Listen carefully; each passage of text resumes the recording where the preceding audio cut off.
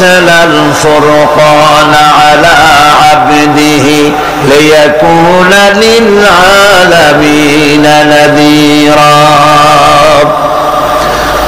অতীব বরকতপূর্ণ সেই মহান সত্তা যিনি তার বান্দার উপরে ফুরকান নাজিল করেছেন। কে সেই বান্দা? মুহাম্মদ সাল্লাল্লাহু আলাইহি ওয়াসাল্লাম। মেরাজের ঘটনা বলতে গিয়ে আল্লাহ রাব্বুল আলামিন বলতেছেন, সুবহানাল্লাযী আসরা বিআবদিহি লাইলাম মিনাল মাসজিদিল হারামি ইলাল মাসজিদিল আকসা। পবিত্র সেই মহান সত্তা যিনি তার বান্দাকে ইসরা করিয়েছেন। কে সেই বান্দা? মুহাম্মদ রাসূলুল্লাহ সাল্লাল্লাহু আলাইহি ওয়াসাল্লাম। সুতরাং আবদিয়াত, ইবাদত, গোলামি, এটা হচ্ছে মানুষের জীবনের সবচেয়ে বড় মর্যাদাকর খেতাব আল্লাহর পক্ষ থেকে আল্লাহর বান্দা হওয়া। গোলামি পরিপূর্ণরূপে হবে কেবলমাত্র আল্লাহ পাকের। এই গোলামির জন্যই আল্লাহ পাক আমাদেরকে সৃষ্টি করেছেন, অন্য কোনো কাজে আমাদেরকে সৃষ্টি করেন নাই। সেই জন্য আমাদেরকে গোলামি করতে হবে, আনুগত্য করতে হবে কেবলমাত্র কার বলুন তো? এই গোলামি যদি সঠিকভাবে করি, যদি বান্দারা যারা আল্লাহ পাকের বান্দা বলে গোলাম বলে নিজেদেরকে দাবি করে, যদি সঠিকভাবে ইবাদতটা করা যায়, তাহলে আল্লাহ তাদের জন্য কি ওয়াদা করেছেন শুনুন। দুনিয়ায় তাদেরকে আল্লাহ পুরস্কার দেবেন, আখিরাতেও দেবেন। এটা বন্ধ করেন। দুনিয়া এবং আখিরাতে আল্লাহ পুরস্কার দেবেন। সে পুরস্কারটা কি? দুনিয়ার পুরস্কারটা আগে শোনেন। আল্লাহ পাক বলেন, যারা আমার ইবাদত করবে তাদের ব্যাপারে আমার ওয়াদা শোনো। ওয়াদাল্লাহুল্লাযীনা আমানু ওয়া আমিলুস সালিহাতি লায়াস্তাখলিফান্নাহুম ফিল আরদি কামাস্তাখলাফাল্লাযীনা মিন ক্বাবলিহিম। তোমাদের মধ্যে যারা ঈমান এনেছে এবং সৎ কাজ করেছে, আল্লাহ রাব্বুল আলামিন তাদের ব্যাপারে আল্লাহর ওয়াদা হচ্ছে, আল্লাহর প্রতিজ্ঞা হচ্ছে, আল্লাহ ওয়াদা করতেছেন তাদেরকে জমিনের উপরে প্রতিষ্ঠিত করবেন। যেমন করে তোমাদের পূর্বপুরুষদেরকে প্রতিষ্ঠিত করা হয়েছিল, ওইভাবে তোমাদেরকে প্রতিষ্ঠিত করা হবে। সুবহানাল্লাহ। প্রতিষ্ঠিত করা হবে মানে রাষ্ট্র ক্ষমতা দেওয়া হবে। কি দেওয়া হবে? যদি গোলাম হও, যদি কি হও? গোলাম। আল্লাহ পাক বলছেন শুধু তাই নয়, আমি আমার দিনকে যারা প্রতিষ্ঠা করবে, আমার গোলামেরা যদি, আমার বান্দারা সঠিকভাবে যদি আমার গোলামি করে, ঈমান আনে, আমলে সালেহ করে, নেক কাজ করে, আমি তাদেরকে রাষ্ট্র প্রতিষ্ঠার সুযোগ করে দেব। আর তাদের জন্য ভীতির পরিবর্তে, সন্ত্রাসের পরিবর্তে শান্তি কায়েম করে দেব। সুবহানাল্লাহ। وَلَيُمَكِّنَنَّ لَهُمْ دِينَهُمُ الَّذِي ارْتَضَىٰ لَهُمْ وَلَيُبَدِّلَنَّهُمْ مِنْ خَوْفِهِمْ أَمْنًا। তাদের দিনকে তারা নিজেদের জন্য যা পছন্দ করেছে অবশ্যই তিনি তা কায়েম করে দিবেন, এবং সন্ত্রাস আর ভীতির পরিবর্তে আল্লাহ নিরাপত্তা দান করবেন। যেরকম সুবহানাল্লাহ। সন্ত্রাস বন্ধ হবে, চুরি, ডাকাতি, জেনা, ব্যভিচার সব বন্ধ হয়ে যাবে। তোমরা ক্ষমতায় থাকবে, তোমরা ডমিনেটেড হবে না, তোমরা ডমিনেট করবে।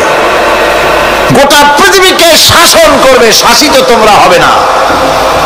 আর ভীতির পরিবর্তে নিরাপত্তা তোমরা লাভ করবে। কি করলে? ইয়াবুদুনানি লা ইউশরিকুনা বি শাইআ। সুতরাং তারা যেন আমার ইবাদত করে এবং আমার সঙ্গে যেন কাউকে শরীক না করে। আল্লাহ বলছেন, তোমরা যদি আমার সাথে শরীক না করো, ইবাদতের মধ্যে কাউকে যদি শরীক স্থাপন না করো, আর যদি তোমরা আমার ইবাদতটা সলিডভাবে আমার জন্যই করো, তাহলে রাষ্ট্র ক্ষমতা তোমাদের হাতে আসবে, সন্ত্রাস নির্মূল হবে, শান্তি প্রতিষ্ঠিত হবে। এই হচ্ছে দুনিয়ার পুরস্কার। এটা কিসের পুরস্কার? আর আখিরাতের পুরস্কারের কথা বলা হচ্ছে।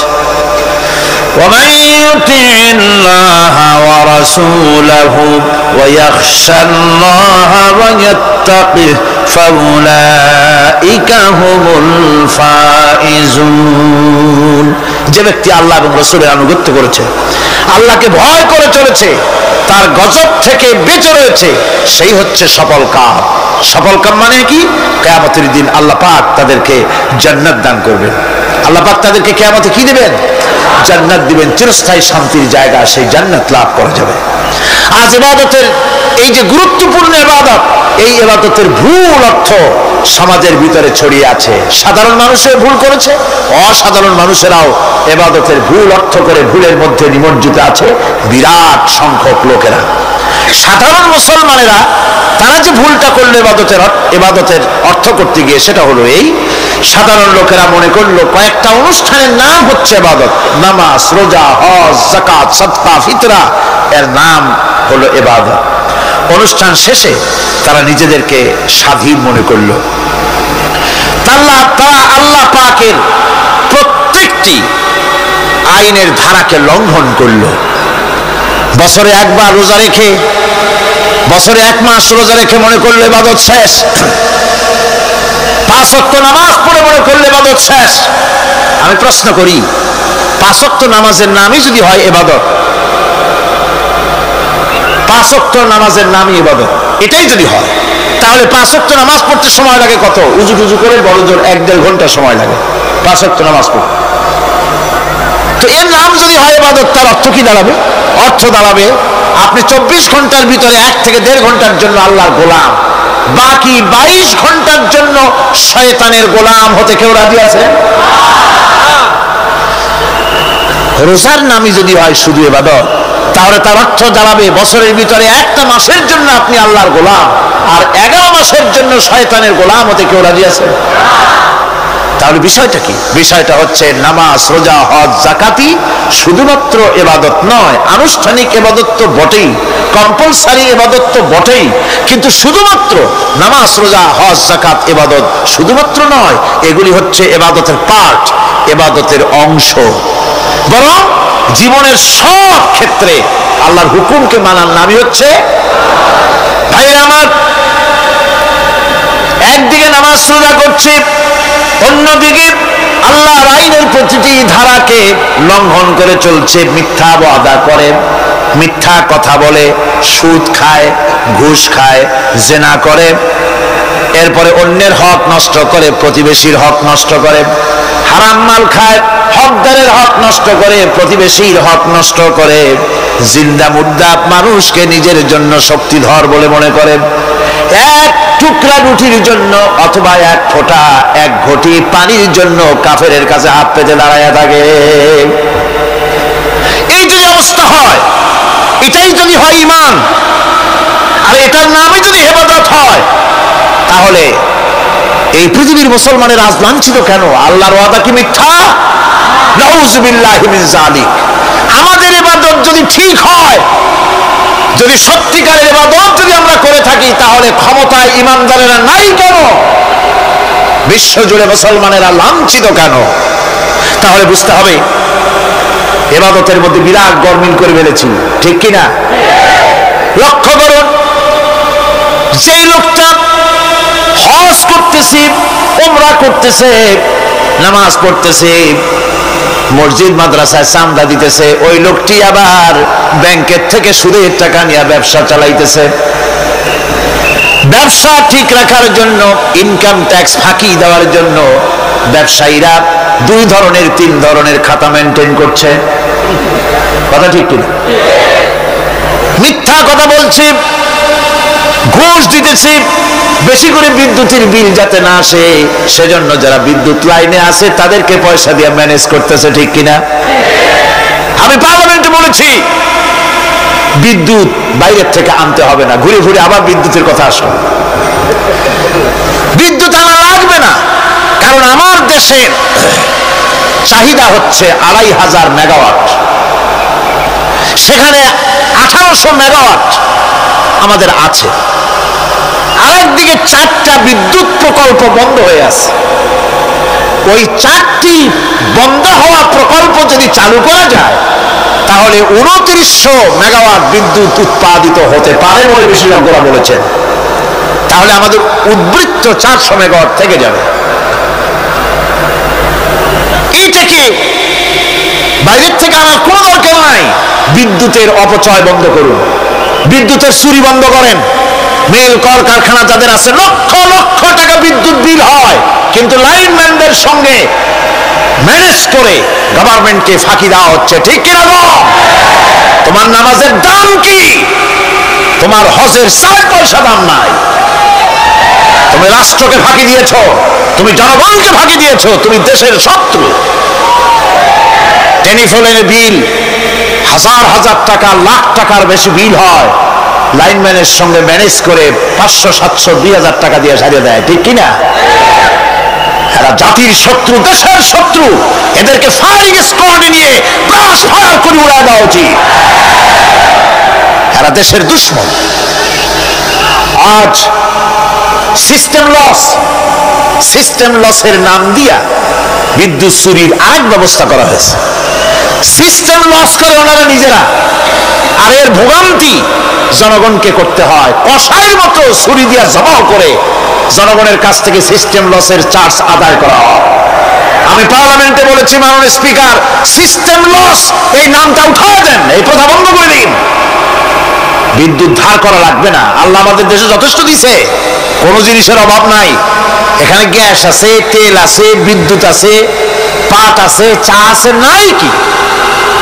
অন্তত 8.5 কোটি টাকার কাগজ গুদামের মধ্যে বন্দী হয়ে আছে।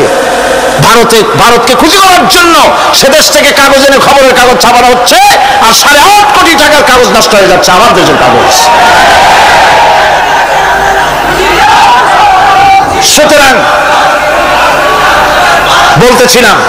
বলতেছিলাম একথাই বলতেছিলাম যে ঈমান, আল্লাহর গোলাম হতে হলে ভুল করে বসেছি ইবাদতের অর্থ করতে। শুধু নামাজ, রোজা, হজ, যাকাত, মাজারে কিছু চান্দা দেওয়া, আগরবাতি, মোমবাতি, চাদর একটা দিয়া, পীর সাহেবের 10,000 টাকা চান্দা দিয়া মোছে তেল মাইখা দাঁত বের করে আসে।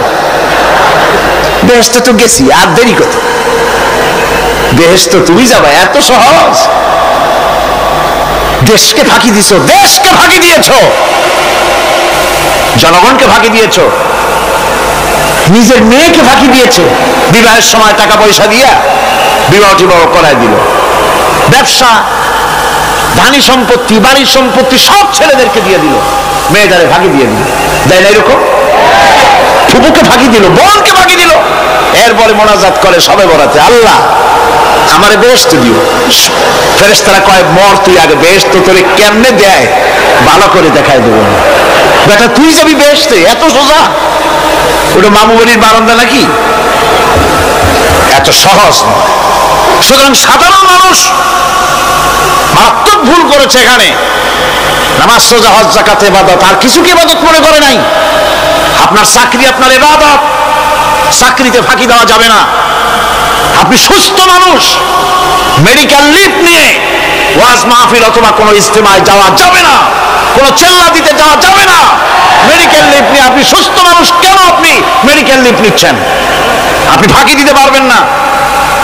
সরকারি চাকরি করেন, মিল কল কারখানায় চাকরি করেন, ফরজ নামাজ পড়েছেন ভালো কথা, সুন্নাত পড়েছেন ভালো কথা, নফল পড়বেন না। জোহরের নফল পড়া বাদ দিন। যদি আপনি চাকরিজীবী হন, চাকরি করেন, ওটাই ইবাদত। এর নাম ইসলাম, এর নাম ইসলাম। গভর্নমেন্ট যে বেতন দেয় সেই বেতনের উপরে সন্তুষ্ট থাকুন, ঘুষ খাইয়েন না।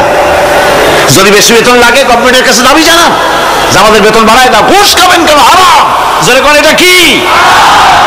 এই ঘুষের টাকা মাজারে দিয়া, পীরেরে দিয়া আল্লাহরে খুশি করবেন, এত সহজ না, এত সহজ না।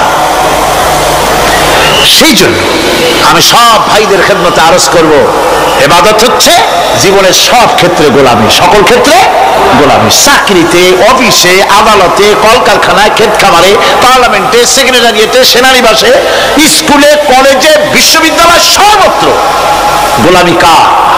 আল্লাহ পাকের। রিজকে হালাল করতে হবে, উপার্জনকে হালাল করতে হবে, সত্যিকারের আল্লাহর গোলাম হতে হবে। এক্ষেত্রে ইবাদতের অসাধারণ ব্যক্তি যারা, তারাও এক শ্রেণীর অসাধারণ ব্যক্তিরাও ভুল করে বসছেন। তারা যে ভুলটা করলেন ওটা হচ্ছে, তারা তাসবিহ, জায়নামাজ, খানকাহ, হুজরাখানা, এর ভেতরে বসে জিকির আজগার করাটাকেই জীবনের জন্য আল্লাহর ইবাদত মনে করে নিলেন। আল্লাহর বান্দারা যখন অনাচার ব্যভিচারে লিপ্ত, আল্লাহর আইনের পরিবর্তে যখন মানুষের তৈরি করা আইন চলছে, চেচনিয়া বসনিয়া যখন মানুষদেরকে জবাও করা হচ্ছে, বসনিয়ার মুসলমান সন্তানদেরকে যখন জবাও করা হয়, কাশ্মীরের স্বাধীনতাকামী মুসলমানদের অধিকার হরণের জন্য তাদের উপরে যখন বন্য হায়নার মতো পশুর মতো যখন ভারতীয় শত্রু সৈন্যরা যখন হামলা চালায়, সোমালিয়ার মানুষগুলি যখন না খেয়ে তাদের হাড় পাঁজরার হাড়গুলি যখন বেরিয়ে যায়, তখনও যদি আপনি খানকার ভেতরে থেকে তসবিহ পড়েন আর তাহাজ্জুদের নামাজ পড়ে কপালে দাগ লাগান, এই অন্যায়ের বিরুদ্ধে যদি সোচ্চার না হন, আপনার এই তসবিহর কোনো দাম নাই। আপনাকে সোচ্চার হতে হবে, আপনাকে অন্যায়ের বিরুদ্ধে খাড়া হতে হবে। একদিকে তাহাজ্জুদের নামাজ তো পড়বেনই, জিকির তো করবেনই, কোন সন্দেহ নাই। আর একদিকে সিংহের মতো অন্যায়ের বিরুদ্ধে গর্জে উঠতে হবে। তাতে যদি প্রয়োজন হয় মুজাদ্দিদ আল ফেসানির মতো কারারুদ্ধ হন না কেন, সেটাই কিসমত, সেটাই তাকদীর। হক কথা বলতে হবে। এই জন্য আমার বারবার মনে পড়ে, আজকের এক শ্রেণীর লোক আমাদের দেশে এক শ্রেণীর লোক বাইরের থেকেও আসে, বিদেশ থেকেও আসে, নামের আগে আওলাদে রসুল লাগান, ফেদায়ে রসুল, মুজাহিদে মিল্লাত, আওলাদে রসুল। আজীব, তুমি আওলাদে রসুল যদি হবে, তাহলে তুমি যে দেশের মানুষ, সেই দেশে মুসলমানদের যখন জবাও করা হয়, পার্লামেন্টে কথা বলে বেরিয়ে আসো না কেন? তোমার জেল হয় না কেন? কংগ্রেসের সেন্ট্রাল বডির সদস্য হয়ে আওলাদে রাসূল লাগাইয়া বাংলাদেশের রাজনীতিতে নাক গলাতে দেওয়া হবে না। এরা কংগ্রেসের পা চাটা গোলাম। এদেরকে চিনতে হবে, যারা আমার দেশে এসে মুসলমানদের মধ্যে বিভেদ সৃষ্টি করতে চায়। আমার মুসলমান ভাইয়েরা, সুতরাং আজকে আমাদেরকে বুঝতে হবে, নামের আগের 14 হাত লম্বা বিশেষণ দেখে ভুললে চলবে না।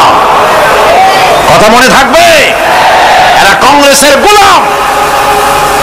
বাবরি মসজিদ যখন ভেঙে ফেলা হলো, তখন তো কোন আওলাদে রাসূলের নাম তো শুনি নেই। তখন তো নামটা শুনছি ওই বুখারী বেটা, বাপের বেটা ইমাম বুখারী। তিনি বলেছেন, আমি ভারতের দিল্লির জুমা মসজিদের ইমাম শুধু নই, আমি ভারতের 18 কোটি মুসলমানের ইমাম। বাবরি মসজিদকে গড়ে দিতে হবে। কোরআন শরীফের বিরুদ্ধে যখন কলকাতা হাইকোর্টে কেস করা হয়েছিল কোরআনকে ব্যান করার জন্য, সেদিন তো কোনো আওলাদে রাসূলের নাম শুনি নাই। সেদিন তো ওই বুখারী বেটাই বলেছেন, ভারতের হাইকোর্ট থেকে কোন জাজ, কোন বিচারক যদি কোরআন শরীফ ব্যান করা হলে বলে এই কথাটি উচ্চারণ করে, তাহলে আমি তাকে পায়ের তলে পাড়িয়ে ধরে বাম হাত দিয়ে তার জিহ্বাটা টেনে ছেড়ে ফেলে দেব।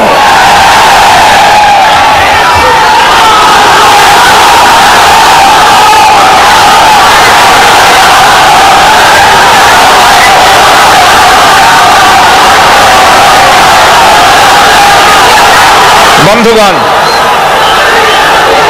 সুতরাং আমাদেরকে বুঝতে হবে, বসুন, বেয়াদবি করবেন না, বসেন। আমাদেরকে বুঝতে হবে, খানকায় শুধু জিকির আজগার করলেই চলবে না।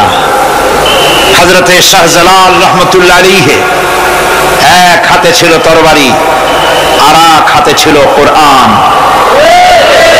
লড়াই করেছেন। হযরতে শাহ মখদুম, হযরতে খান জাহান আলী, হযরতে খাজা মুঈনুদ্দিন চিশতি আজমেরি রহমতুল্লাহ আলাইহি, হযরতে মুজাদ্দিদ আল ফিসানি রহমতুল্লাহ আলাইহি। মুরিদের বাড়ি জন্মের খাওয়া খাইয়া পেটটা কুমিরের মতো বড় করে নাই, জেল খেটেছে হক কথা বলতে গিয়ে। বাপের বেটা হও, নিজের দেশে কথা কও। বাংলাদেশে এসে তারপরে জনগণের টাকা লুটপাট করার খবর হোক, কাউকে অধিকার দেওয়া হবে না। আমার বন্ধুগণ, আল্লাহর ওলি যারা, তারা এভাবে করে জনগণের খেদমত করেছেন, কথা বলেছেন। সুতরাং শুধু জিকির আজকার করলেই হবে না, হক কথা বলতে হবে স্পষ্ট করে। এটাই হলো ইবাদতের হক আদায় হবে যদি সত্যিকারের হক কথা বলা যায়। অসাধারণ ব্যক্তিরা ময়দানে কথা বলবেন, হক কথা বলবেন, অন্যায়ের বিরুদ্ধে সোচ্চার হবেন। আর সাধারণ জনগণ কথা ও কাজের মিল করবেন, নামাজ, রোজা, হজ, যাকাত করবেন যার কথা মতো, রাজনীতি, অর্থনীতি, সমাজনীতি করবে সেই আল্লাহর কথা মতো। তাহলেই সত্যিকারের মুসলমান হওয়া যাবে। কথা বুঝে আসছে কিনা ভাই? কথা বুঝে আসছে কিনা? একটু জোরে সরে জিকির করেন, লা ইলাহা ইল্লাল্লাহ, লা ইলাহা, লা ইলাহা ইল্লাল্লাহ। আরো জোরে,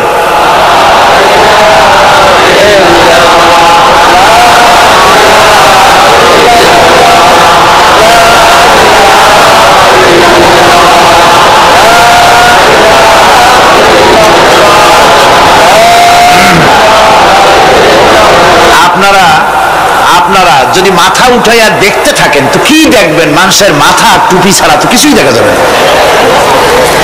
কাজেই ওঠা বসা না করে আজকে এক পবিত্র রাত আমরা আল্লাহর কাছে দোয়া করব। আলোচনার আমি এগিয়ে যাচ্ছি। ইবাদত আমাদেরকে বুঝতে হবে। ইবাদত যদি না বুঝি তাহলে মুসলমান বলে দাবি করারও কোনো মূল্য নাই। মানব জন্ম বৃথা। কারণ হচ্ছে আল্লাহ রাব্বুল আলামিন বলেছেন, মা খালাকতুল জিন্না ওয়াল ইনসা ইল্লা লিয়াবুদুন। মানুষ আর জিন জাতিকে আমি সৃষ্টি করেছি আমার গোলামির জন্য। কার গোলামি? ওই গোলামির পূর্ণাঙ্গ নমুনা যদি জানতে চাই, পূর্ণাঙ্গ নমুনা দৃষ্টান্ত লাগবে। কাকে অনুসরণ করব? পূর্ণাঙ্গ ইবাদতের আল্লাহর গোলামির পূর্ণাঙ্গ নমুনার জন্য কোরআনে কারিমে দৃষ্টান্ত সেট করা হয়েছে। হযরত ইব্রাহিম আলাইহিস সালামের আল্লাহ পাক বলেন, ইয ক্বালা লাহু রাব্বুহু আসলিম ক্বালা আসলামতু লিরাব্বিল আলামিন। তার অবস্থা এই ছিল। কার? ইব্রাহিম আলাইহিস সালাম। তার অবস্থা এই ছিল যে তার রব যখন তাকে বললেন আনুগত্যের মস্তককে অবনত করে দাও, তিনি বললেন আমি আমার বিশ্বপালকের সামনে মাথাটা নত করে দিলাম। সুবহানাল্লাহ। কোন শর্ত ছাড়াই মাথা নিচু করে দিলাম। এই পন্থায় তিনি যে পন্থাটা অবলম্বন করেছিলেন, এই পন্থায় চলার জন্য তার সন্তানদেরকেও তিনি হুকুম করেছিলেন। ووصى بها إبراهيم ببنيه ويعقوب يا بني إن الله اصطفى لكم الدين فلا تموتن إلا وأنتم مسلمون। ইয়াকুব এবং ইব্রাহিম আলাইহিস সালাম তার সন্তানদেরকে এই উপদেশ দিয়েছিলেন যে তিনি বলেছিলেন, হে আমার সন্তানেরা, আল্লাহ ছাড়া তোমাদের জন্য আল্লাহ পাক এই দ্বীনকে মনোনীত করেছেন। আল্লাহ পাকের আনুগত্য করবে, তার দ্বীনের প্রতি সারেন্ডার করবে। আর খবরদার মুসলমান না হয়ে যেন তোমরা মরে যেও না। মৃত্যু মুসলমান অবস্থায় থাকবে, অর্থাৎ মৃত্যু পর্যন্ত থাকবে কি অবস্থায়? মুসলমান অবস্থায়। أم كنتم شهداء إذ حضر يعقوب الموت إذ قال لبنيه ما تعبدون من بعدي। ইয়াকুব আলাইহিস সালাম তার মৃত্যুর সময় জিজ্ঞেস করেছিলেন, ও আমার সন্তানেরা, আমার মৃত্যুর পরে তোমরা কার ইবাদত করবে, কার গোলামি করবে?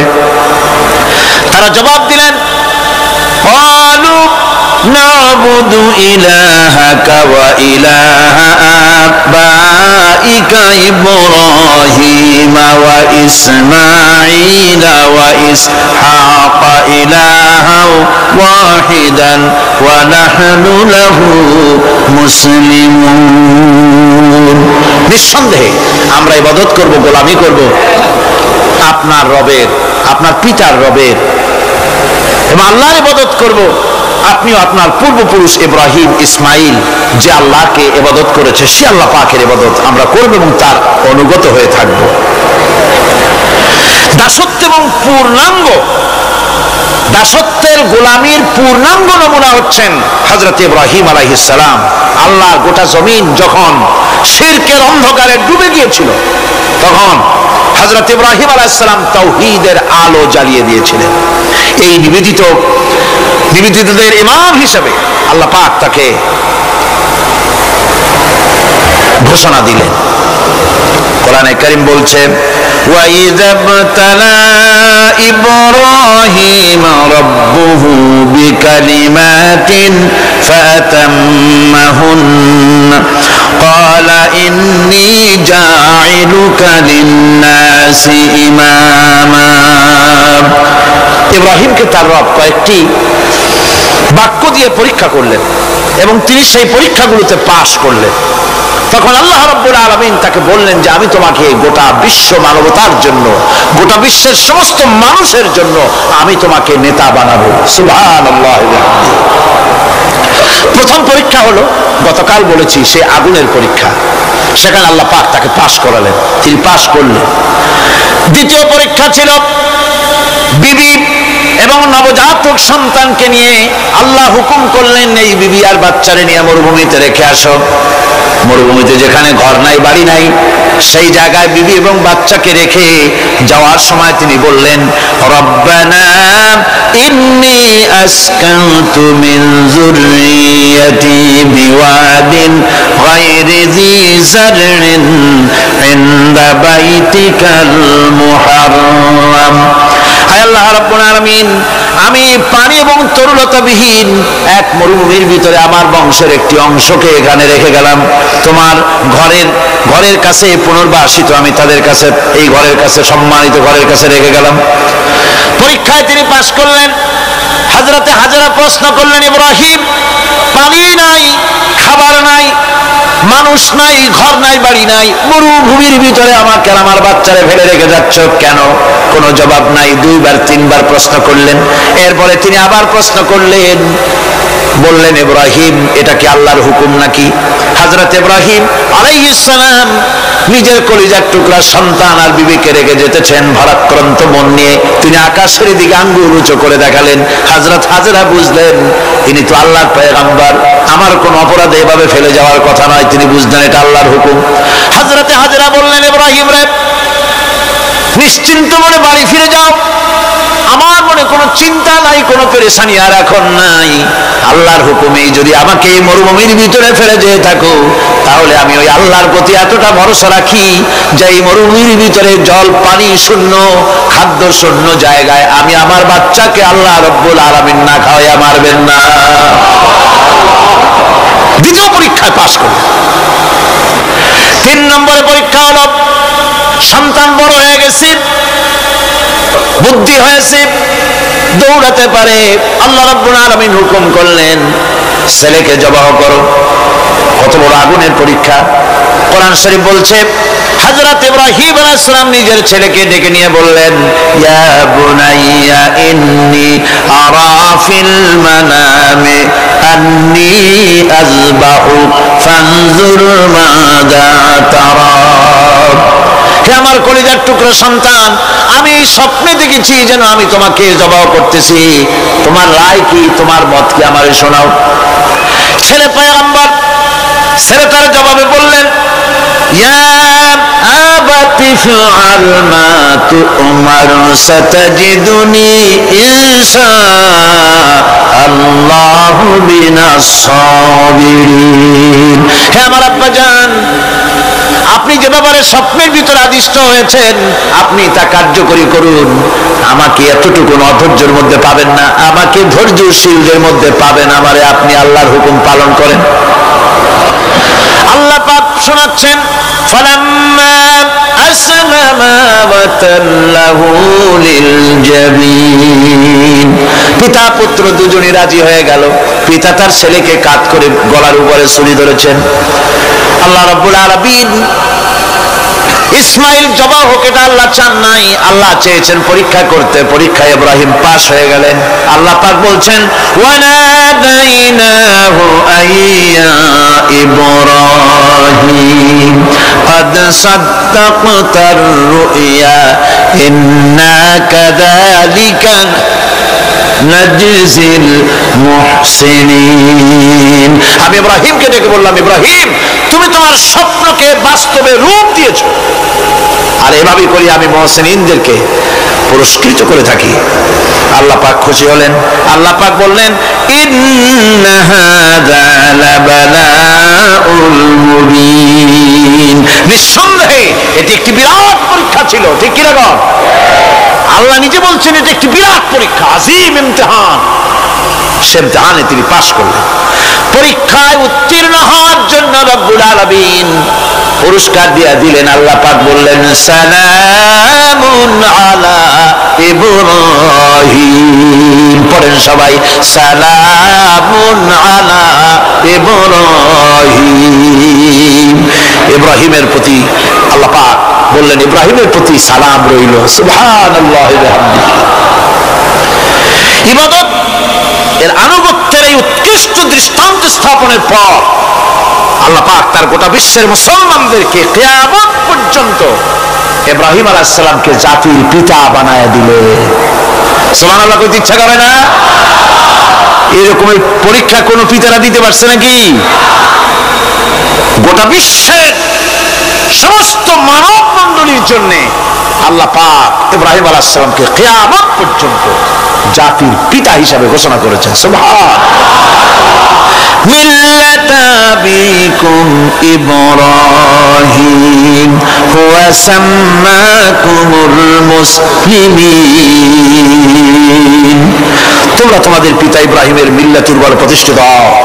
আল্লাহ পাক বলছেন তোমাদের পিতা ইব্রাহিমের মিল্লাতের উপরে প্রতিষ্ঠিত হও, আর আল্লাহ তোমাদের নাম রেখেছে মুসলমান। তোমরা হচ্ছে মুসলমান। আমাদের পরিচয়, ওই যে পরিচয়ের কথা আগে হয়ে গেছে, আমাদের পরিচয় আমরা মুসলমান। আমাদের পরিচয় কি? মুসলমান। এটা প্রথম পরিচয়। ইবাদতের পূর্ণাঙ্গ মাপকাঠি হিসেবে আল্লাহ পাক হযরত ইব্রাহিম আলাইহিস সালামকে দুনিয়াবাসীর সামনে পেশ করেছেন। কোরআন বলছে ইহুদি এবং খ্রিস্টানেরা মুসলমানদেরকে বিভ্রান্ত করতে চায়। তারা বলে ওয়াকালু কুনু হুদান আও নাসারা তাহতাদু কুল বাল মিল্লাতা ইব্রাহিম হানিফা ওয়া মা কানা মিনাল মুশরিকিন। ইহুদিরা বলে ইহুদি হও তবেই তোমরা সঠিক পথ পাবা, খ্রিস্টানেরা বলে খ্রিস্টান হও তবেই তোমরা সঠিক পথ প্রাপ্ত হবে। আল্লাহ পাক বলছেন এদের সকলকে বলে দাও বরং তোমরা সব পরিত্যাগ করে মিল্লাতে ইব্রাহিমের ভিতরে শামিল হয়ে যাও। এটাই মুক্তির পথ, এটাই নাজাতের পথ, এটাই আল্লাহর পথ। সুবহানাল্লাহি ওয়া বিহামদিহি। এমনকি রাসূল কারীম সাল্লাল্লাহু আলাইহি ওয়াসাল্লামকে আল্লাহ পাক বলেছেন আনিত্তাবি মিল্লাতা ইব্রাহিম হানিফা, চারদিক থেকে মুখ ফিরিয়ে এনে মিল্লাতে ইব্রাহিমের ভিতরে শামিল হয়ে যাও, তারই অনুসরণ করো। রাসূল কারীম সাল্লাল্লাহু আলাইহি ওয়াসাল্লাম ইবাদত বা আনুগত্যের সর্বোৎকৃষ্ট নমুনা হওয়ার কারণে ইব্রাহিম আলাইহিস সালাম সম্পর্কে হুজুর বলেছেন ইন্না ইব্রাহিমা খায়রুল বারিয়া, রাওয়াহু মুসলিম। রাসূল সাল্লাল্লাহু আলাইহি ওয়াসাল্লাম বলেছেন ইব্রাহিম হচ্ছেন জগতের সর্বোত্তম ব্যক্তি। সুবহানাল্লাহ। সুতরাং আমাদেরকে ইবাদতের নমুনা হিসেবে ইব্রাহিম আলাইহিস সালামকেও মানদণ্ড হিসেবে দেখতে হবে যে কিভাবে তিনি সারেন্ডার করেছিলেন আল্লাহ পাকের দরবারে। এখন আমি আপনাদের সামনে বলতে চাই মানুষের জীবনে সবচাইতে বড় দুটি চাহিদা আছে, একটা হচ্ছে খাদ্য আর একটা হচ্ছে নিরাপত্তা। একটা খাদ্য আর একটা কি?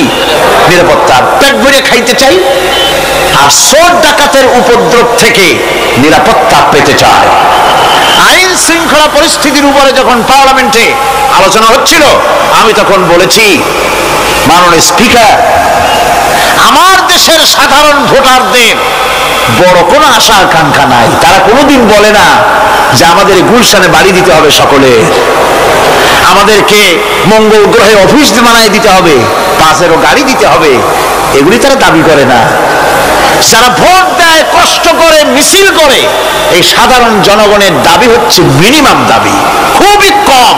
তাদের দাবি হলো মোটা সুতার কাপড় চাই ইজ্জত ঢাকার জন্য, পেট ভরে খেতে চাই, পোলাও কোরমা বিরিয়ানির দরকার নাই, আর আশ্রয়ের জন্য ছোট্ট একটু ঘর চাই, চোর ডাকাতের উপদ্রব থেকে নিরাপত্তা চাই।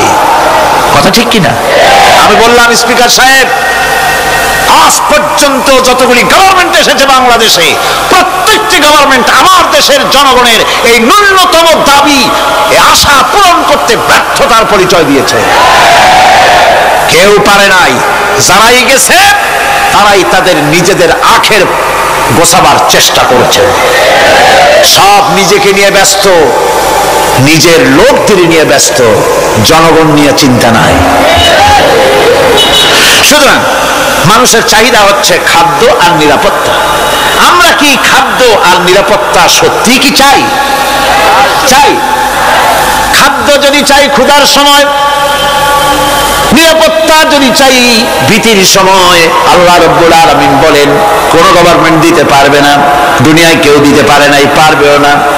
ক্ষুধার সময় যদি খাদ্য চাও, ভীতির সময় যদি নিরাপত্তা লাভ করতে চাও, তাহলে ফালইয়াবুদু রাব্ব হাযাল বাইত, এই ঘরের মালিকের ইবাদত কর। কোন ঘর? কাবা ঘর। বলেন কোন ঘর? কাবা ঘর। কাবা শরীফের মালিকের ইবাদত কর। তাহলে কি হবে? আল্লাযী আত'আমাহুম মিন জু'in ওয়া আমানাহুম মিন খাউফ। এই ঘরের মালিকের ইবাদত যদি করো, তাহলে ক্ষুধার সময় তিনি তোমাদেরকে খেতে দিবেন, আর ভীতির সময় তিনি তোমাদের নিরাপত্তা দান করবেন।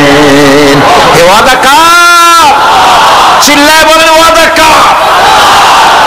আল্লাহ পাকের ওয়াদা বিশ্বাস হলো না, এমনই পোড়া কপালের মুসলমান। নির্বাচন যখন আসলো, সলিমউদ্দিন সাহেব আসতেন মঞ্চের উপরে, পরিচয় করানো হচ্ছে।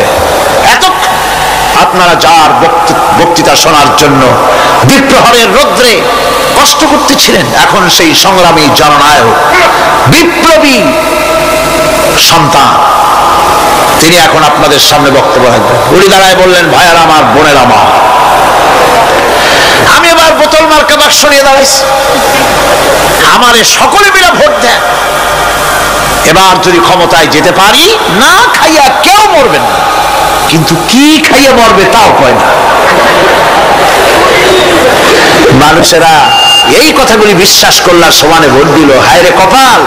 আল্লাহ বললেন আমার ইবাদত কর, আমার গোলামি কর জীবনের সব জায়গায়, তাহলে ক্ষুধার সময় খাইতে পারবি আর ভীতির সময় নিরাপত্তা পাবি। আল্লাহর কথাটা বিশ্বাস হইল না।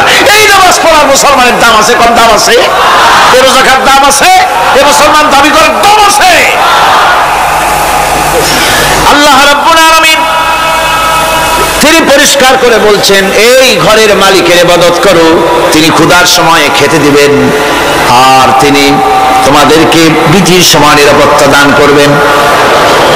চাউলের অভাব হবে না, পাটের অভাব হবে না, খাদ্যের অভাব হবে না, কারণ দুটি জিনিস যদি তোমরা করতে পারো, খাবারের অভাব হবে না।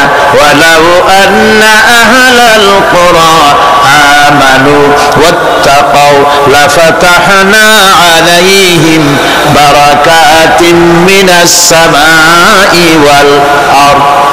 দেশের লোকেরা, জনপদের লোকেরা যদি দুইটা কাজ করে, এক নম্বরে হলো আমার উপরে ঈমান আনবে, দুই নম্বরে হলো আমাকে ভয় করার নীতি অবলম্বন করে যদি চলে, তাহলে ওই দেশের মানুষের জন্য আকাশ আর জমিনের সব বরকতের দরজা আমি আল্লাহ খুলে দেব।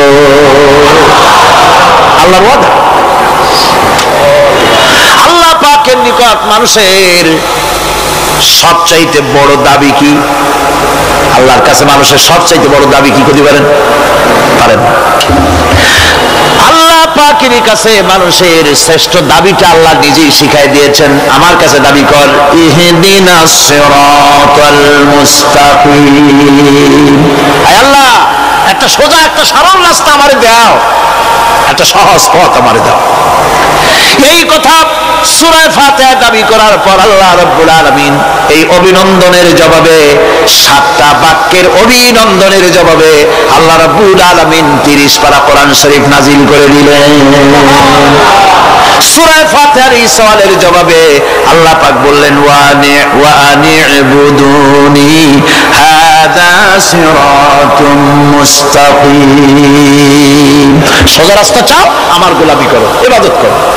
সব জায়গায় ইবাদত, গোলামি করাই লাগবে।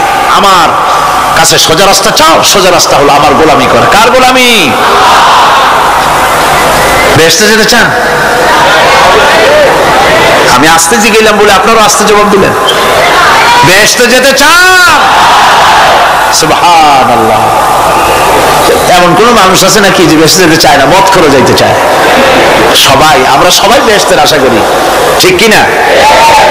আল্লাহ রাব্বুল আলামিন বলেন বেহেশতে যদি যেতে চাও তাহলেও ইবাদত করা লাগবে, ইবাদত ছাড়া জান্নাতে যাওয়া যাবে না।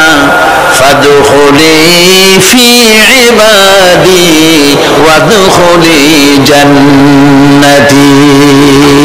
সর্বপ্রথম আমার বান্দার মধ্যে দাখিল হয়ে যা, আমার গোলামির মধ্যে দাখিল হওয়া, আমার গোলাম হয়, এরপরে আমার জান্নাতে চলে যা।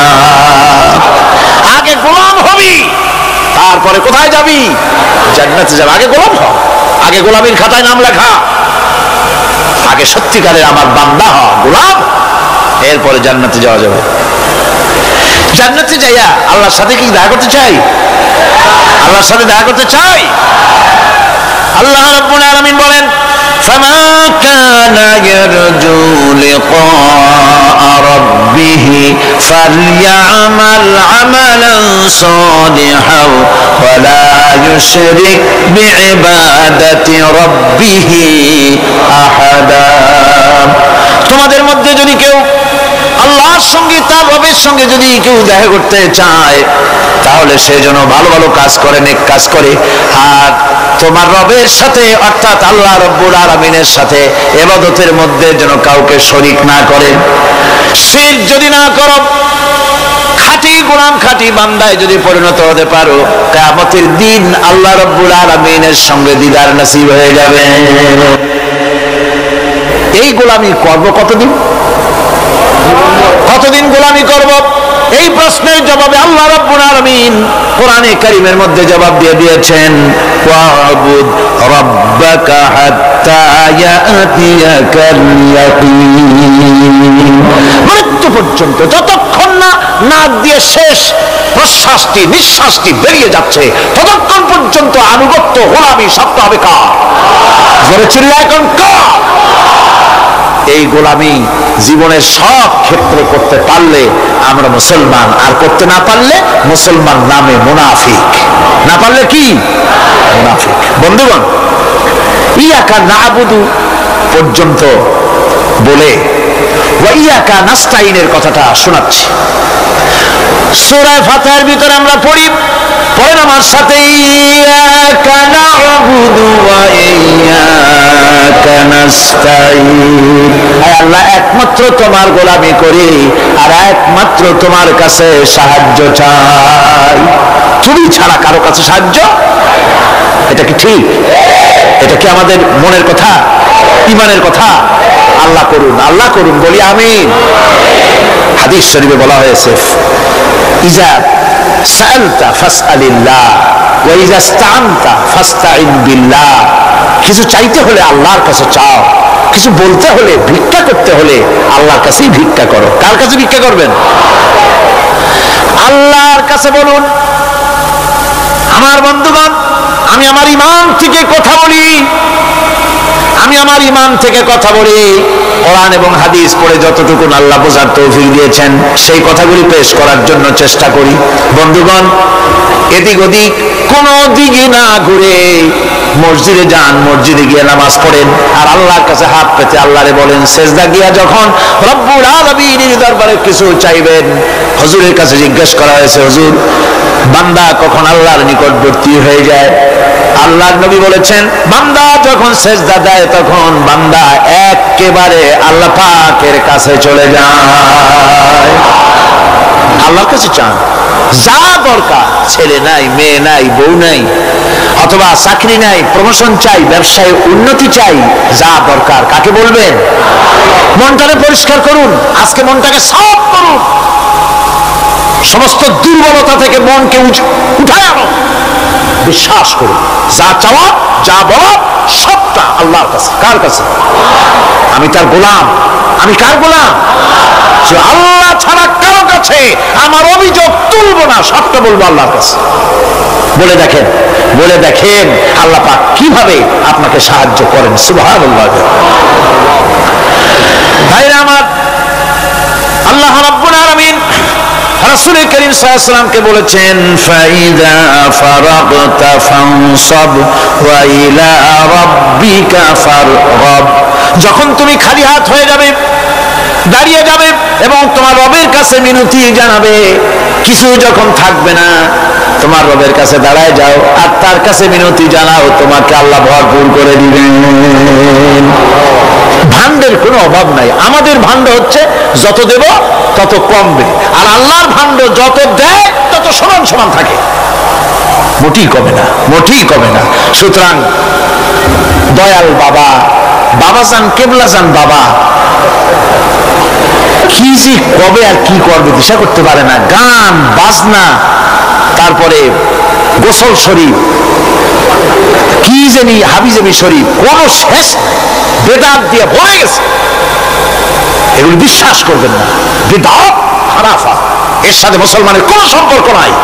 গান বাজনার সাথে মুসলমানের কোনো সম্পর্ক। হাতে কতগুলো ঢোল নিয়ে তারপরে মাজারের কাছে গিয়ে ঢোল বাজে, কবরের কাছে, মাথায় কতগুলো চুল, দাঁতে ময়লা, মোষগুলা ঠোঁট দুইটা ঢাইকিয়া গাড়ির কাছে এসে পড়ছে। হায় হায় রে, এই রকমের মোষ আমি মাঝে মধ্যে চিন্তা করি যে দই খায় কেমনে এরা, গাঁজা মদ খাইয়া এগুলো মাজার মধ্যে গিয়ে পড়ে থাকে। আর কি জানি আছে ওইটারে ঘষে আর বলে মদিনা যাব কেমনে, মদিনা যাব। কারণ তুই মদিনা যাবি কেমনে? মদ খেয়ে গাঁজা খেয়ে তুই যাবি মদিনা, একটা কথা হইল? তোর নাপাক কদম আল্লাহ পাকের আরদে মুকাদ্দাসে উঠতে পারে না। বদকার, জিনাকার, শারাবি, কাবাবি আল্লাহ পাকের নাফরমান। কতগুলা শালু কাপড় গায়ে দিয়ে মাথায় কতগুলো চুল রেখা তারপরে গ্রামের নামে শরীফ। আশ্চর্য কথা, এই গ্রামের নাম শরীফ, ওই গ্রামের নামের মাথায় গিয়া শরীফ। শরীফ তো মক্কা শরীফ, মদিনা শরীফ, কোরআন শরীফ, হাদিস শরীফ, আর শরীফের দরকার নাই। শরীফের জাত মারছে গ্রামে গ্রামে শরীফ লাগাইয়া, কর্ণফুলী শরীফ, চন্দ্রকোনা শরীফ। আশ্চর্য কথা, শরীফ শব্দের একটা ইজ্জত থাকা উচিত, ঠিক কিরকম? আপনাদেরকে সতর্ক হতে হবে। আনুগত্য এবং গোলামি সকল ব্যাপারে আল্লাহ পাকের করতে হবে, চাইতে হবে কার কাছে? আল্লাহর কাছে। আমার এই কথা আপনাদের মনে আছে কিনা জানি না। সম্রাট শাহজাহানের সময় এক ফকির, এক ভিক্ষুক ভিক্ষা করে বেড়াতো। 70-80 বছর বয়স হয়ে গিয়েছে। এক লোক বলছে, সারা জীবন তো তোমার ছোটবেলা থেকে ভিক্ষা করতে দেখলাম। সে বলল, মানুষের দেয় তো 2 পয়সা 1 পয়সা, ভিক্ষা ছাড়া করবোটা কি? লোকটি বলল, তোমার একটা পরামর্শ দেই, একদিন সম্রাটের কাছে গিয়ে যেয়ে দেখো, একবারে যা দেবে খাইয়া কুলাইতে পারবে না। সম্রাট শাহজাহান কোথায় আছে এখন? দেখো গিয়ে মসজিদে আছে। লোকটি মসজিদের বাইরে গিয়ে দেখে সম্রাট একা হাত তুলে বসে আছে, চোখ থেকে পানি পড়তেছে দর দর করে, দাড়ি ভিজে জামায় পড়তেছে। বহুক্ষণ দাঁড়িয়ে আছে। এরপরে সম্রাট তার মুনাজাত শেষ করে বেরিয়ে আসছেন। ফকিরের সঙ্গে দেখা। ফকির বলল, আসসালামু আলাইকুম। তিনি বললেন, ওয়ালাইকুম আসসালাম ওয়া রাহমাতুল্লাহ। ফকির রওনা করেছে। বাদশা বলছে, তুমি তো একজন ভিক্ষুক মানুষ বলি মনে হয়, আমার কাছে তো কেউ কিছু না চাইয়া যায় না, তুমি যে কিছু না চেয়েই চলে যাচ্ছ। ভিক্ষুক বলছে, জাহাপানা সত্যি কিছু চাইতে এসেছিলাম আপনার কাছে, কিন্তু আপনার অবস্থা দেখে আমার জ্ঞানের চোখ খুলে গেছে। আমি দেখতে পেলাম আমি যে সম্রাটের কাছে ভিক্ষা চাইতে আসলাম, আমি তো শুধু তাকায় আছি, আমি তো কান্দি না, বরং আমি যার কাছে চাইতে এসেছি তিনি আমার চাইতে আরো নগণ্য ভিক্ষুকের মতো হয়ে কার কাছে যেন হাত পেতে চোখের পানি ফেলে কান্দে। মনে মনে ভাবলাম, সম্রাট কান্দে যে সম্রাটের কাছে, ওই আল্লাহ সারা জীবনে কারো কাছে কিছু চাইল না। আল্লাহর কাছে চাওয়ার অভ্যাস করুন, তিনি দিতে পারেন, সবকিছু তার আছে। এই বিশ্বাস মনের ভিতরে জমাতে হবে, তাহলেই সত্যিকারের মুসলমান আমরা হব। আল্লাহ পাক সত্যিকারের গোলাম আমাদেরকে বানাবেন, আমরা বলি আমিন। আজকে আমি বেশি কথা বলবো না, কারণ আজকে হলো পবিত্র এক রাত। অনেকে রোজা রেখেছেন, আবার সারা রাত অনেকে ইবাদত করবেন। সুতরাং সেই পথে আমি আর অন্তরায় সৃষ্টি করতে চাই না। আজকের মতো ইয়াকা নাবুদু ওয়া ইয়াকা নাস্তাইন আজকের মতো শেষ করা হলো।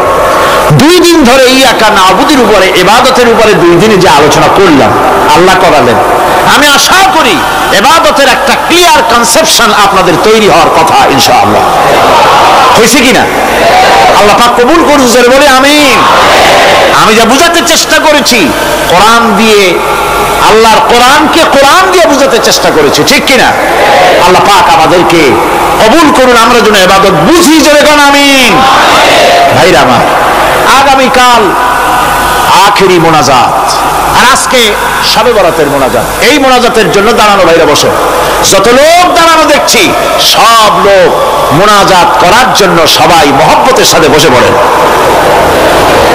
মোনাজাতের জন্য বসে পড়ুন। বসতে বললে আবার দাঁড়ান কেন? জোরে সরে জিকির করেন, আল্লাহ আল্লাহ আল্লাহ আল্লাহ। মাশাআল্লাহ, নিয়ে আসেন, একটু জোরে করেন না, মহব্বতের সাথে করেন।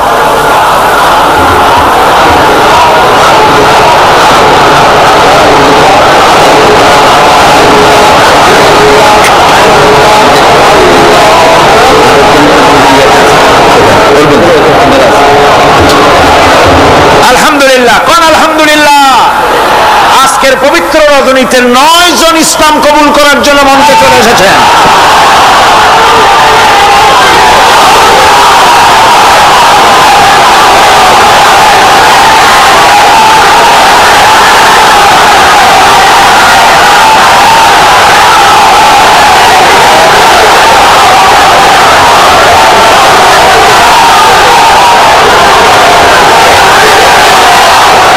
বসেন, আমি বসার জন্য অনুরোধ করছি, সবাই বসুন, বসুন, বাস বাস, সবাই বসেন, সবাই বসেন, স্লোগানের দরকার নাই, আর বসুন।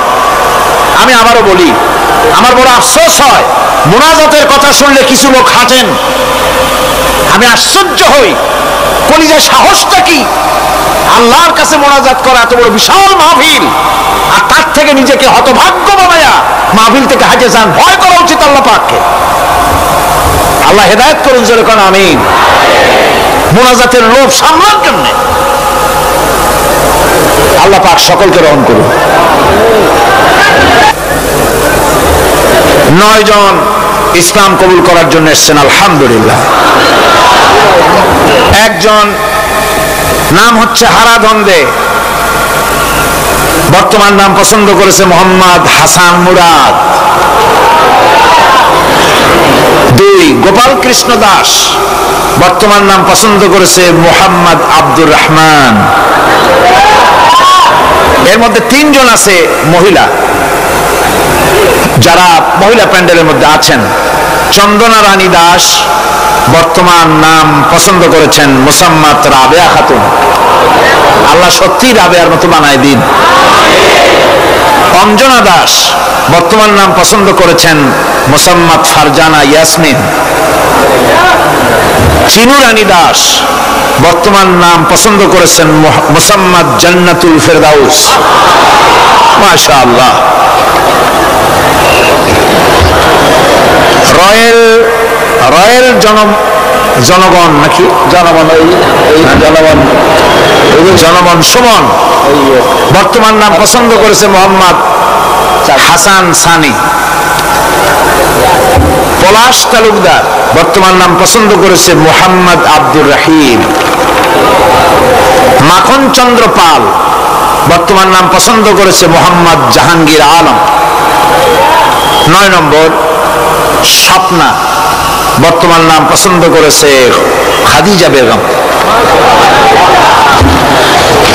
যেসব মহিলা, 3 জন মহিলা আপনারা ইসলাম কবুল করবেন, আপনারা প্যান্ডেলের ভিতরে, মহিলা প্যান্ডেলের মধ্যে আমি এখন যা বলতেছি আপনারা আমার সাথে তা উচ্চারণ করবেন।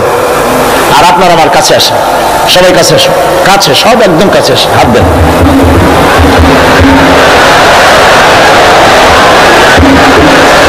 মাইকের কাছে আসেন।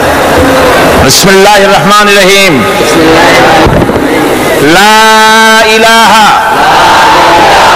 ইল্লাল্লাহু মুহাম্মাদুর রাসূলুল্লাহ।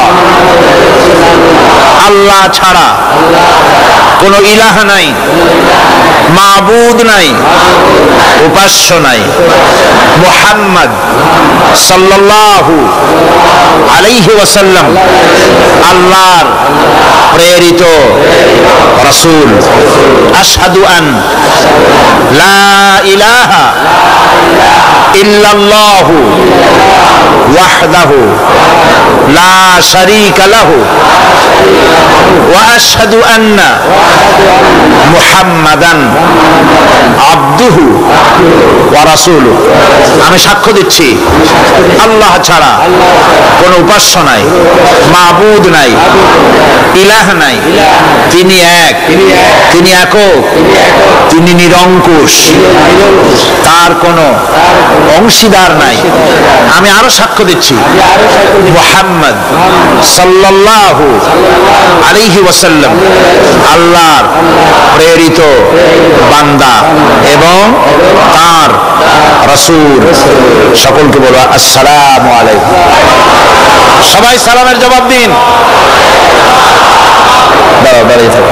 আমি এই বিশাল জনসমুদ্রের পক্ষ থেকে, তাওহীদি জনতার পক্ষ থেকে এই নতুন ভাইদেরকে বুকে আলিঙ্গন করে আমি তাদেরকে সম্মানিত করছি। আল্লাহ পাক তাদের প্রতি রহম করুন, আমরা সবাই বলি আমিন। তারা আমাদের তাওহীদবাদী মুসলমান ভাই, এদের সাথে আমাদের সম্পর্ক কি? তোমরা নামাজ পড়বে ঠিক মতো, 5 ওয়াক্ত নামাজ ঠিকভাবে আদায় করবে, কোরআন শরীফ শিখবে, ইসলামকে জানবে। শুধুমাত্র কলেমা পড়ে মুসলমান হলেই মুসলমান হওয়া যায় না, এই কথাগুলি যেন মনে থাকে। নামাজ 5 ওয়াক্ত সঠিকভাবে আদায় করতে হবে। আল্লাহ যেন খাঁটি মুসলমান ওনাদের বানান, সকলে বানা আমিন।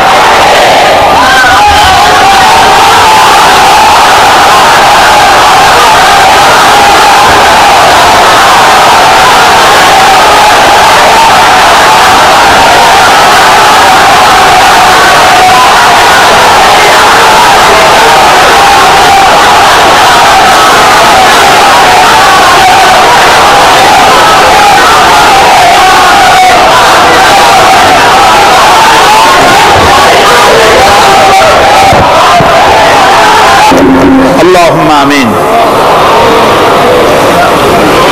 ربنا ظلمنا أنفسنا وإن لم تغفر لنا وترحمنا لنكونن من الخاسرين.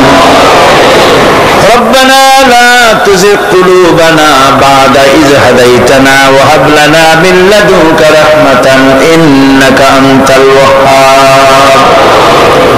أي الله تعالى পবিত্র কোরআনে কারিমের তাফসীরের মাহফিলের আজকের চতুর্থ রজনীতে আল্লাহ আমরা তোমার দরবারে গুনার বোঝা নিয়ে তোমার দরবারে হাত তুলেছি। মেহেরবানি করে আমাদের আলোচনার সওয়াব, দুরূদ ও সালাম এর সওয়াব রাসূল করিম সাল্লাল্লাহু আলাইহি ওয়াসাল্লামের রূহ মুবারকে পৌঁছায় দাও। রব্বুল আলামিন আমাদের মধ্য থেকে যাদের মা বাপ দুনিয়া থেকে বিদায় হয়ে গেছে, আয় আল্লাহ কোন অবস্থায় আছে জানি না, রব্বুল আলামিন আজকের এই পবিত্র রজনীতে তোমার দরবারে হাত তুলেছি, আমাদের মা বাপের গুনাহ খাতা মাফ করে দাও রব্বুল আলামিন। মা বাপের কবরগুলিকে জান্নাতের টুকরায় পরিণত করে দাও। রব্বির হামহুমা কামা রব্বায়ানি সগীরা। পড়েন সবাই, রব্বির হামহুমা কামা রব্বায়ানি সগীরা।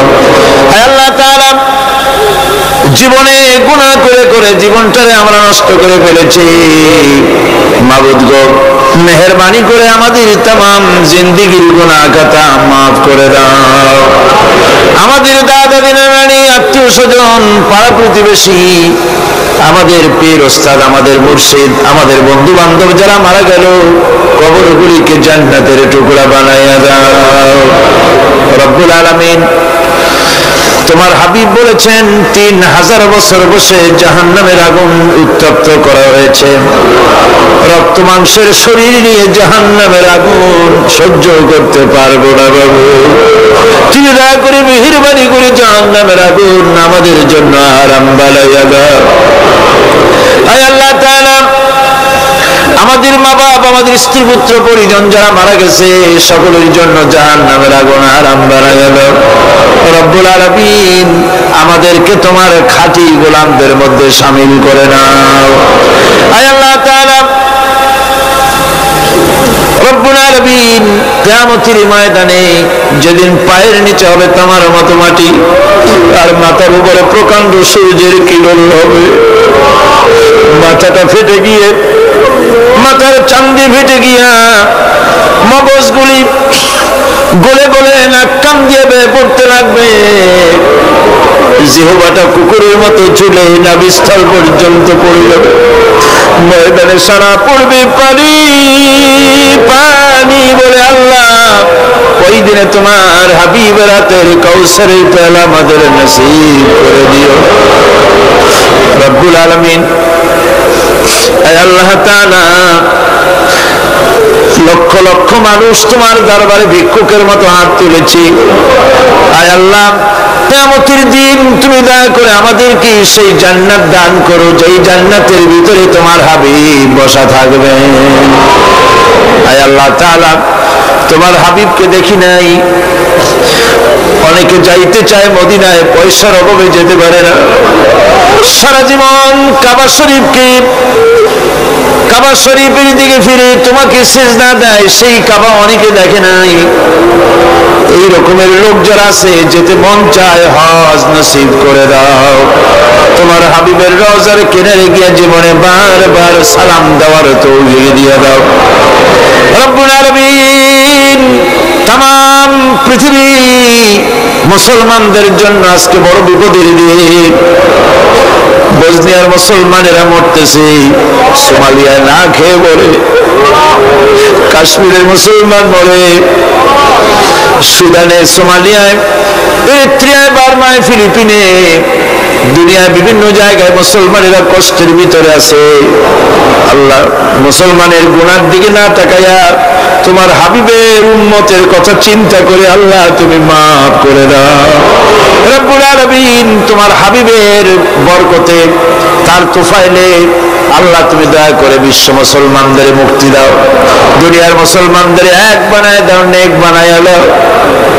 আয় আল্লাহ তাআলা, तमाम পৃথিবীর বুকে মুসলমানদের হারানো সম্পদ, হারানো ইজ্জত আবার তুমি ফিরাইয়া দাও রব্বুল আলামিন।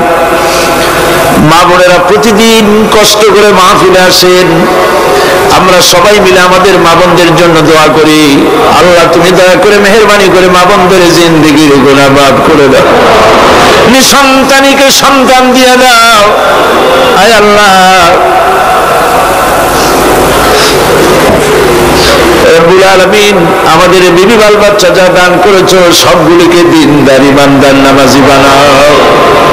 আজকের এই পবিত্র রাত্রে মাবুদকে দয়া করে মেহেরবানি করে আমাদের প্রতি তোমার রহমতের নজর দিয়ে তাকাও। আল্লাহ তাআলা, সমাজ কল্যাণ পরিষদ তোমার উপরে ভরসা করে বিরাট খরচের বোঝা মাথায় নিয়ে মাহফিলের আয়োজন করেছেন।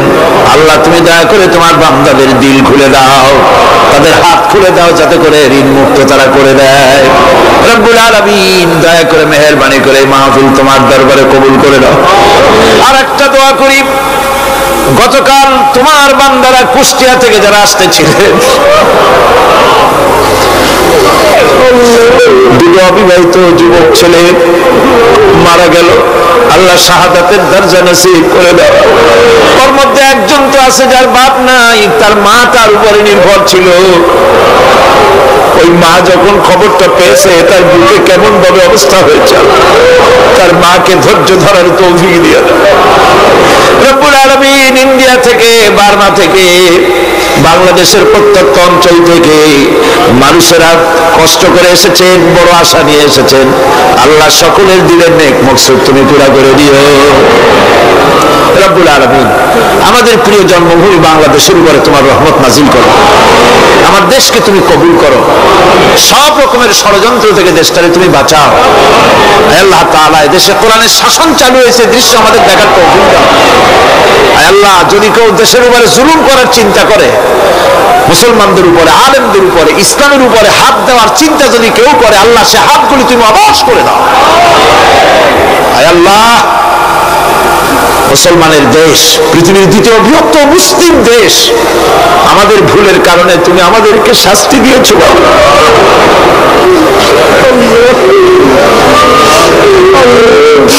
আমাদেরকে মাফ করে দাও, আমাদেরকে ক্ষমা করে দাও, ইসলাম কায়েম। আল্লাহ মওলানা শামসুদ্দিন সাহেব এমন ছিল যে বাপ মার ঔরসে এসেছে, সেই বাপ মাকে জান্নাত নসিব করে দাও। জীবনের সবচেয়ে বড় নিয়ামত তিনি হারিয়েছেন চোখ, তার জন্য তার মনে কোনো কষ্ট নাই, তোমার ইচ্ছার উপরে তিনি রাজি। আয় আল্লাহ তুমি তার উপরে রহম করো, যতদিন বেঁচে থাকেন তিনি সুস্থ অবস্থায় রাখো। সমাজ কল্যাণ পরিষদকে, তার সমস্ত প্রজেক্টকে তুমি কবুল করো। আরেকটি সুন্দর শিক্ষা প্রতিষ্ঠান হচ্ছে দারুল ইরফান নাম করে।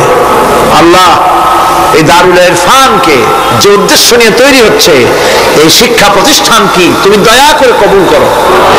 রব্বানা تقبل منا إنك أنت السميع العليم وتب علينا إنك أنت التواب الرحيم سبحان ربك رب العزة عما يصفون وسلام على المرسلين الحمد لله رب العالمين واجعل آخر كلمتنا عند الموت لا إله إلا الله محمد رسول الله। السلام عليكم ورحمة الله।